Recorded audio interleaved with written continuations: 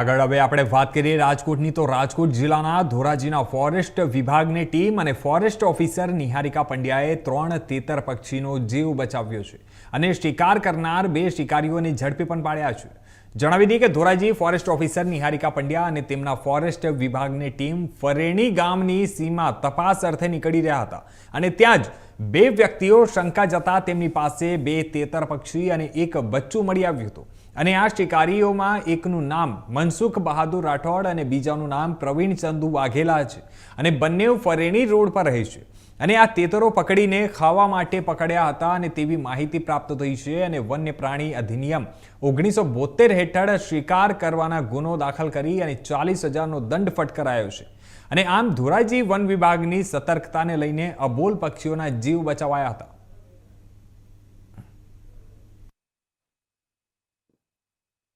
Niharika Pandya range forest officer Dhoraji. ગઈકાલે હું જ્યારે ફેરણામાં હતી ત્યારે ધોરાજીથી ફરેણી રોડ સાઈડ જતા મને 2 શંકાસ્પદ ઇસમો લાગ્યા તો તેની પાછળ મેં પીછો કર્યો અને તેની તપાસ કરતા તેઓ બંને શંકાસ્પદ એક્ટિવિટી કરી રહ્યા હતા। ત્યારબાદ થોડા ટાઈમ પછી તેની મેં ડિટેલમાં તપાસ કરતા તેઓની પાસેથી એક પિંજરું મળી આવેલ તથા શિકાર કરવા માટેની જાળ મળી આવેલ હતી અને એની પાસે જે પિંજરું મળી આવેલ હતું તેની અંદર 2 તેતર અને 1 તેતરનું બચ્ચું મળી આવેલ હતું। ત્યારબાદ તેની તપાસ કરતા તેઓ તેનો શિકાર કરતા હતા।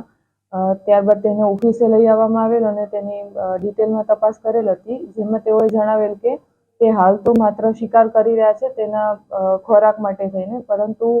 આ ગતિવિધિ હજી ખરેખર ખોરાક માટે કરી રહ્યા છે કે એના પાછળ બીજા કોઈનો હાથ છે તેના માટેની તપાસ હાથ ધરવામાં આવે છે। ત્યારબાદ તેના ઉપર વન્ય પ્રાણી અધિનિયમ 1972 હેઠળની કલમ મુજબ શિકારનો ગુનો નોંધી અને તેની પાસે એડવાન્સ રિકવરી પેટે 40,000 રૂપિયાનો દંડ લીધેલ છે અને તેને હાલ જામીન પર મુક્ત કરેલ છે અને આગળની કાર્યવાહી ચાલુ છે। પેલા જે આરોપી છે તે અત્યાર સુધી ક્યાંય આવેલ નથી, પરંતુ તેની તપાસ કરી છે તો છેલ્લા 2 વર્ષથી શિકારની પ્રવૃત્તિ સાથે સંકળાયેલ છે તેવું જાણવા મળ્યું।